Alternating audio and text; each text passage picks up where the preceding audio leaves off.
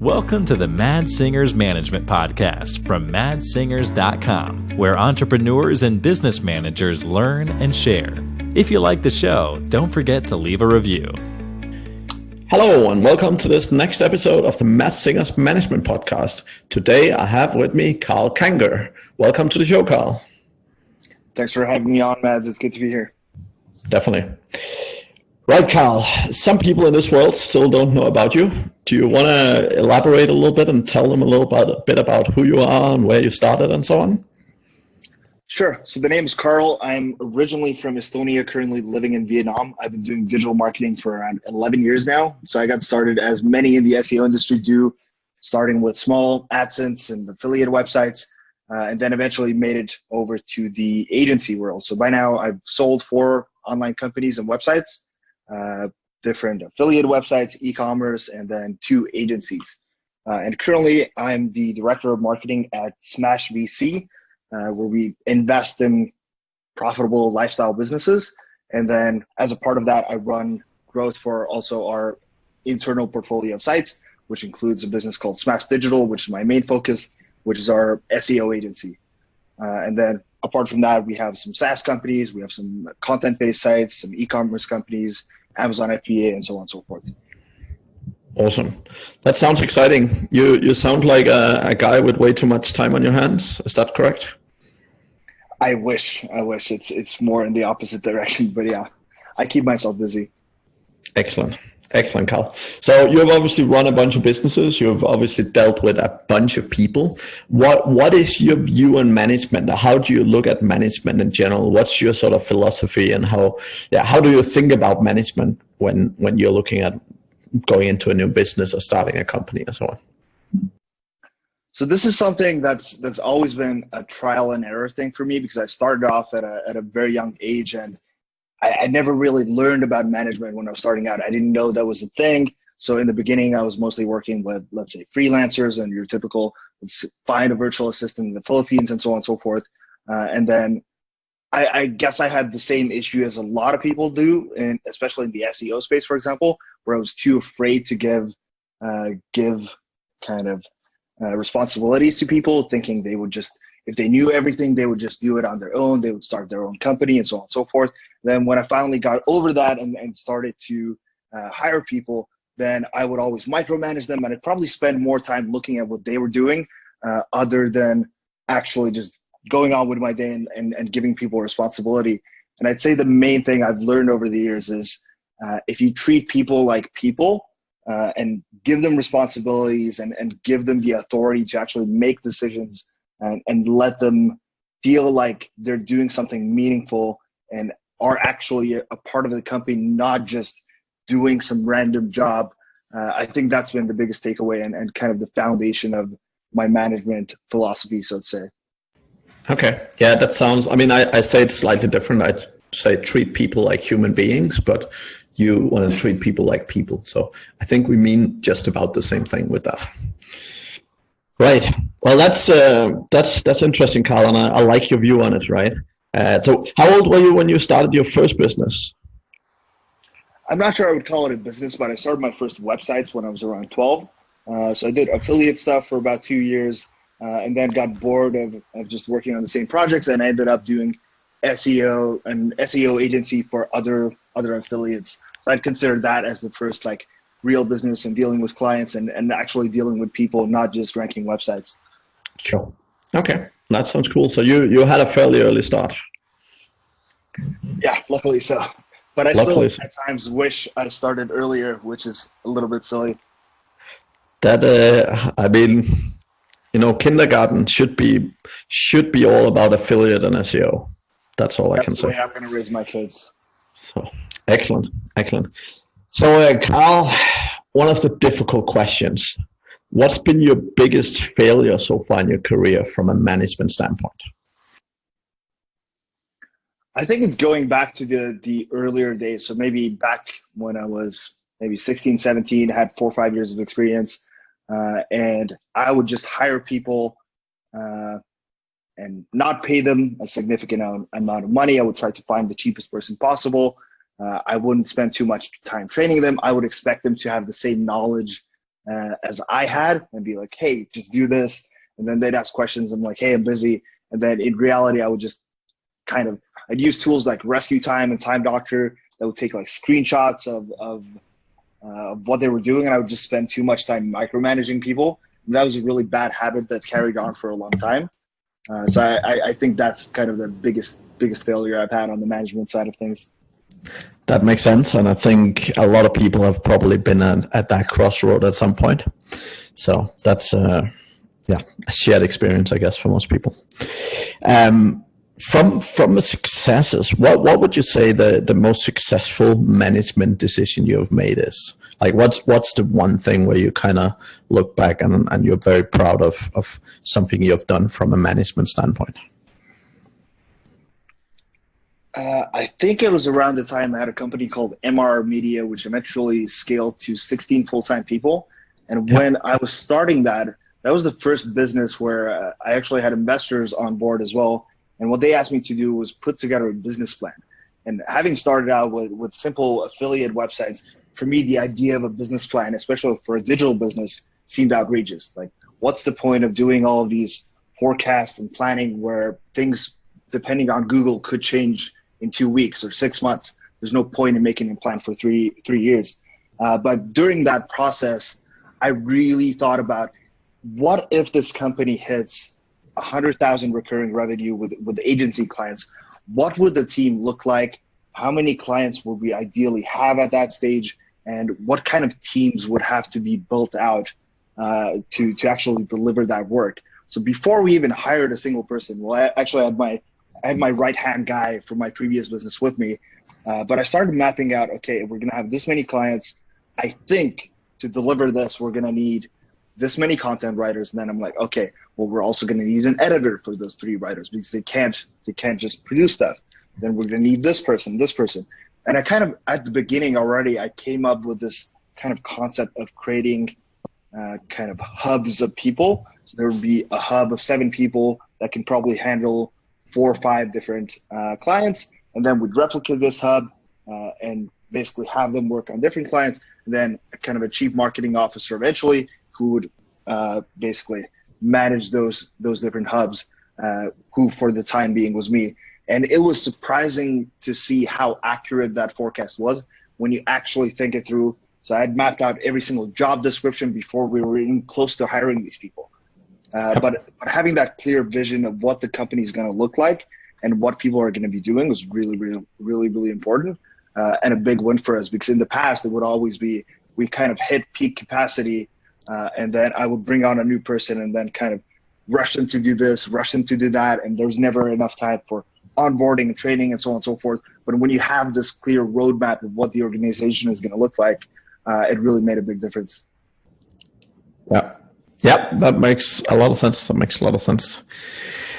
Okay, Karl, that's very good. One of the things that a lot of people struggle with, particularly in the SEO world, but generally as entrepreneurs, is this thing with letting go or delegating. What's been your experience around delegation? What's sort of been your tips and tricks, and what have you learned on your own body with regards to delegation so far?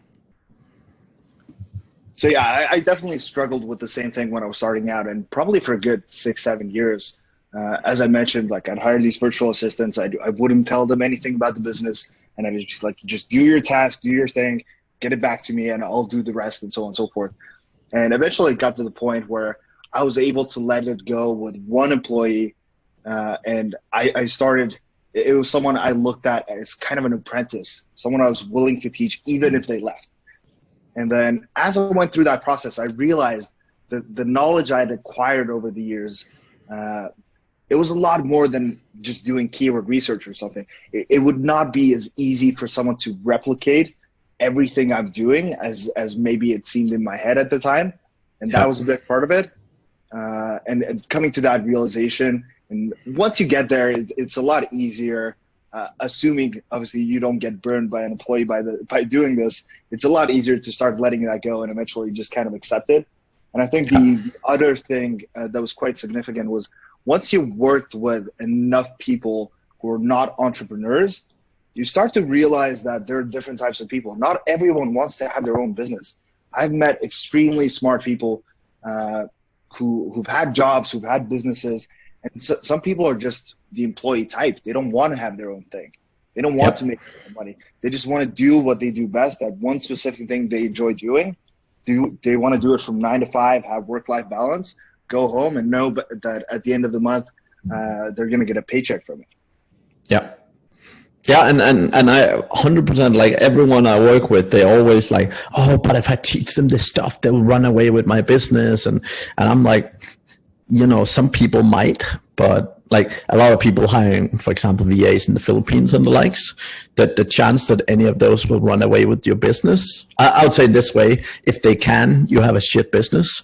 But really, like so many people, it's so easy to build up these fears that aren't anywhere near real, just as an excuse not to, for example, delegate, right? Or as an excuse to yourself of, oh, you know, I should be doing this thing because what if I give it to someone else? And, you know, what's the worst 17 case scenarios that could possibly happen and stuff, right? So really taking that to the next level and really just letting it go everyone finds it difficult, right? Like majority of people I work with, this is probably the biggest thing that they're working with and struggling with. But it is when you get it, like when you really get to that point where you're like, aha, then, you know, there's no looking back. But really getting to that point can be difficult. But number one, what you said earlier, having great people around makes it significantly easier.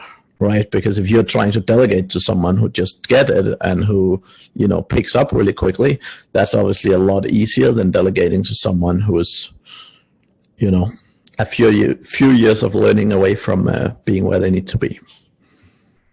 For sure. I think this becomes a lot easier as you kind of mentioned, when you actually when you're able to hire the right person, or when you finally find that one rock star who's a game changer for you. I remember for me, it was probably 3 years ago when I was running the agency and I brought on an account manager. Shout out to Yvonne.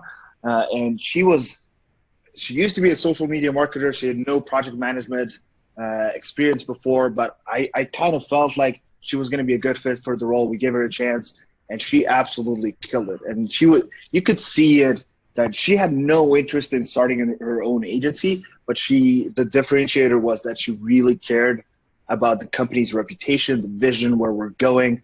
And she just enjoyed, like, she took pride in everything we did. And she wasn't the type to just work from 9 to 5 and then client email comes in 5:05 and she's like, oh, my day is over. She'd sit there until 8 p.m. with me sometimes to get things done. And when you see people like that who then don't come chasing for equity or don't want pay raises all the time or try to get your, I don't know, business secrets or something, then you really realize that when you give people this kind of autonomy and respect, a lot of people just enjoy doing their job. Yeah. Yeah, I mean, one of my favorite phrases that I always use is that no one comes to work to do a bad job, right? Literally, no people I know walk into work in the morning and say, yeah, today I want to do a crap job, right?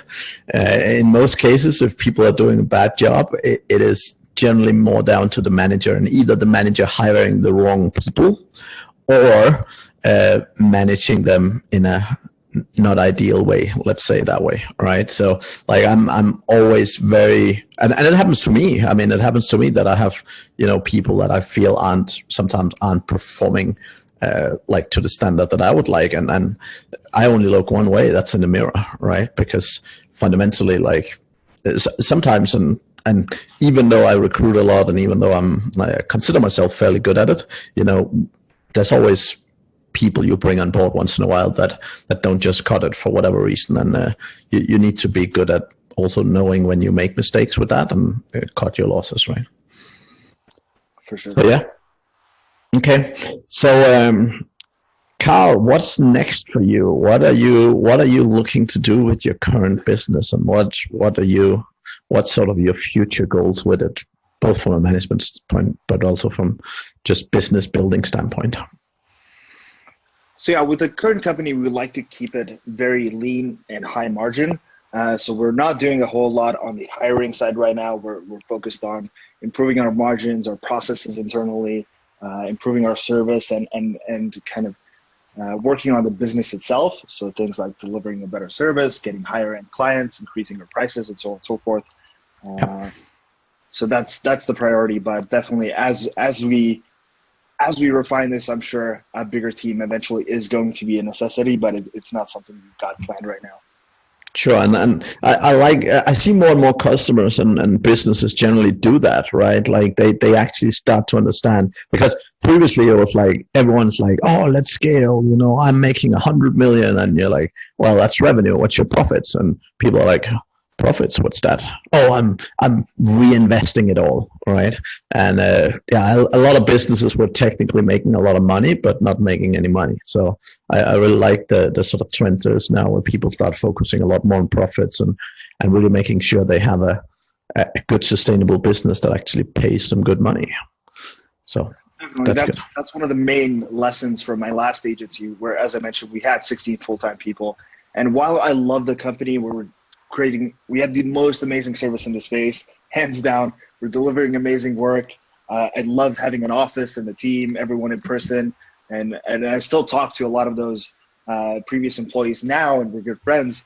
But from a business perspective, I don't think it was a very good business at the end of it. So we're making around $100,000 a month in recurring revenue, but our cost to manage and keep up all these all these people were quite significant. And as much as I love having a big team and managing people, the more people you have, the more complicated and stressful things get. So flipping that around with the current business and focusing on only hiring when it's actually necessary and when it's the best business decision, that's been a big takeaway for me. Yeah, and I mean, nowadays, particularly within the SEO, like there's so much automation, there's so much stuff that can be built and can be done, right? And a lot of the time people are so focused on growth that they kind of close their eyes for efficiency. But a lot of the time, I mean, if you bring in a new client, right, and that brings you X, if you actually look at making the same money from doing process efficiencies, it might actually be easier, and it's something that will remain, right? Whereas a client, they obviously can leave again. So there's definitely a lot to be said for looking at doing process optimizations in general and optimization. I mean, if you just look at it like standard things that can be done nowadays by, I call it normal people, but I don't consider myself normal, but I consider myself not a tech guru when it comes to it. But even with Google Sheets and stuff, like so many macros and optimization you can do that actually make life like so much easier, right? So what any particular number one takeaway things that you guys have done that you're willing to share that have really helped you either automate or make your business significantly sort of more easy to run, if you will? Yeah, there's one big one for all the SEO people out there. I know for the majority of SEO agencies and site owners, obviously link building is the biggest kind of time-intensive thing for them. And out of that, it's generally, most people do outreach and guest posting and so on and so forth. And most people need to find a lot of emails for that. So you've probably had hundreds of requests of people, hey, I need someone who can visit these 10,000 websites and find the email of the editor and find the email of the website owner and this writer and this author and so on and so forth. Sure. While for business sake and not giving our competitors an edge, I can't exactly say how we've solved this, but I just want to put it out there that there is a very effective way at low cost to get these emails at scale without having to hire people for it. And there's different platforms out there that you can use. I think along the lines of micro workers and so on and so forth. And there's a way for you to automate that entire process. So if someone's smart enough to figure it out, they deserve it. Definitely.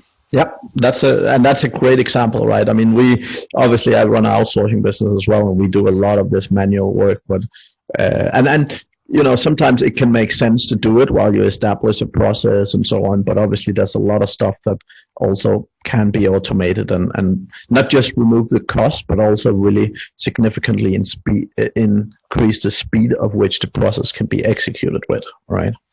Which is also very fun.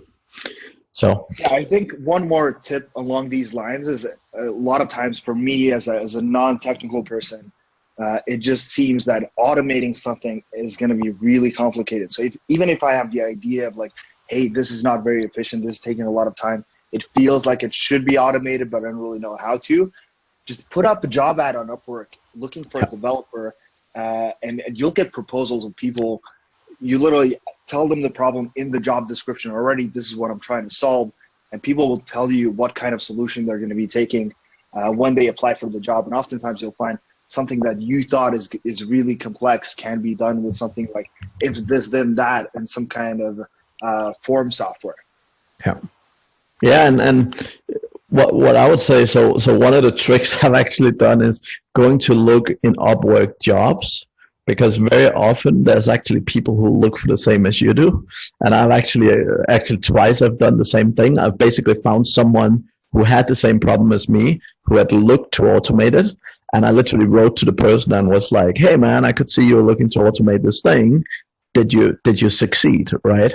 And I've actually twice managed to basically get for no cost the solution of the guy which he developed, right? So that's another way of doing it, I guess. Might not always work, but it was definitely a couple of times it kind of saved my ass very, very quickly. So many ways. It's definitely a great strategy. And I think along those lines, it's something, especially in the SEO space, for example, we're hesitant to do, but oftentimes in some other industries, you might be able to just reach out to your competitors and be like, hey, we got this problem of managing a content calendar. What's your approach to handle this? And this is something we did when we were running social media, and we ended up finding a software that was much better suited for what we're doing compared to what we were using previously. Yep.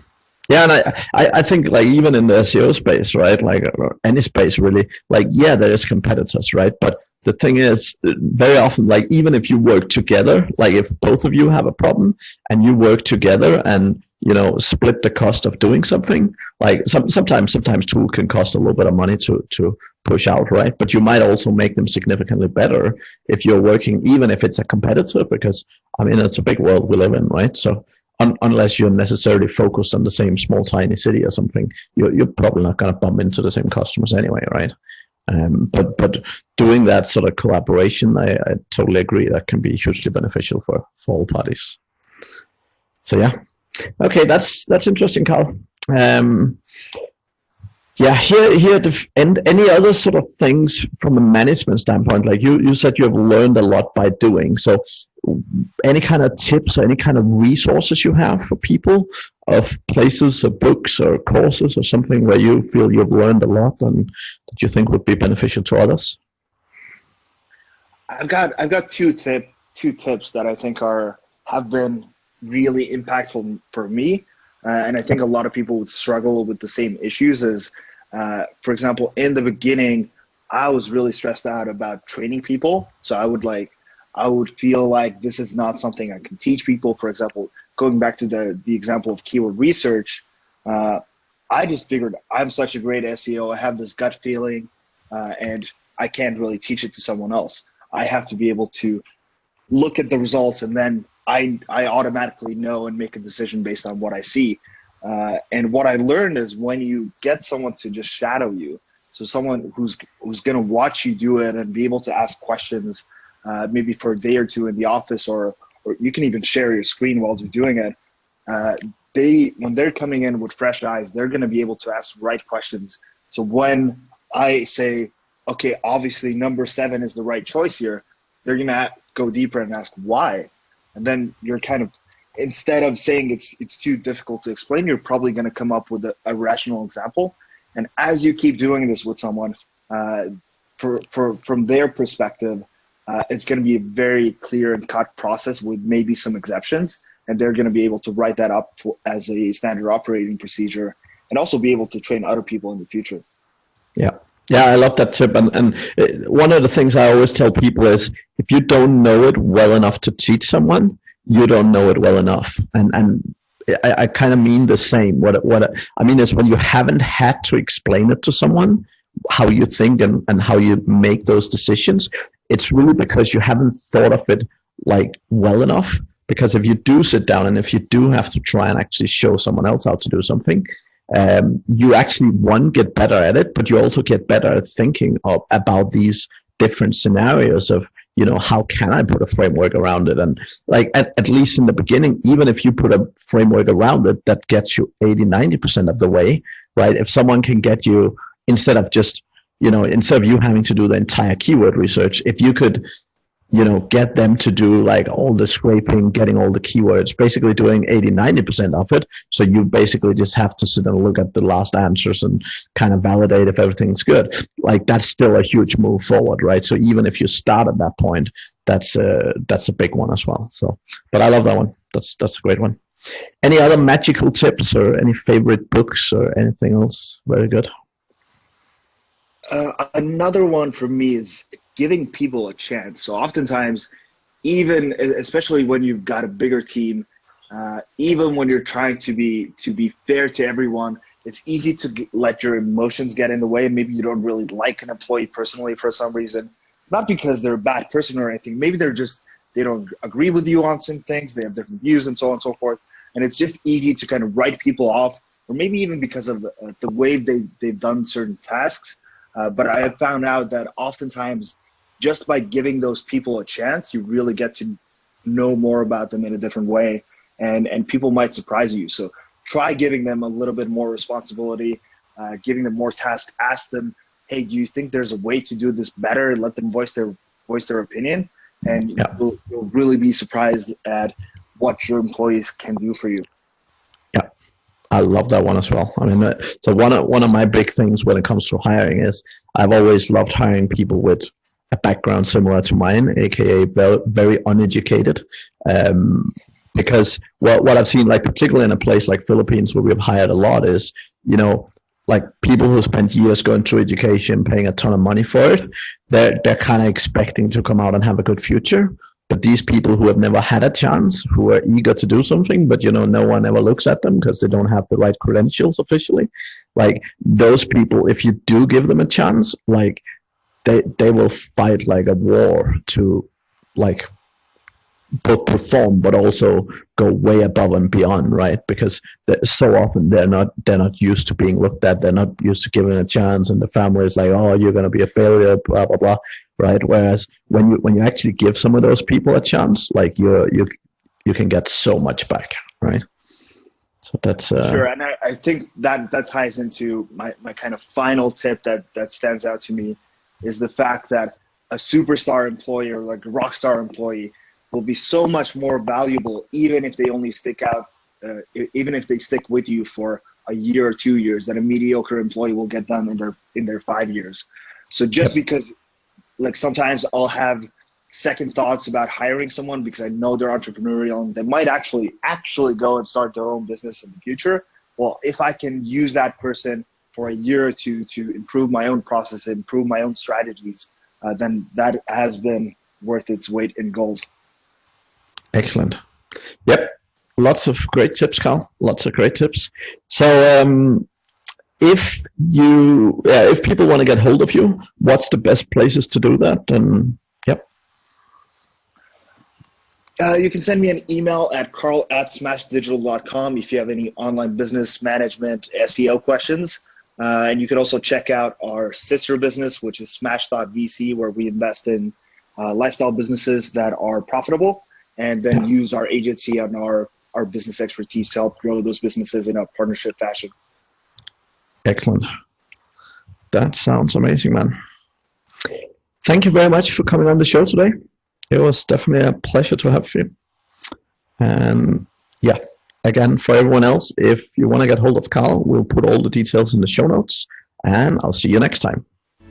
Thank you for listening to the Mad Singers Management Podcast. Please leave a review. It means the world to us. You can also learn more about management at madsingers.com.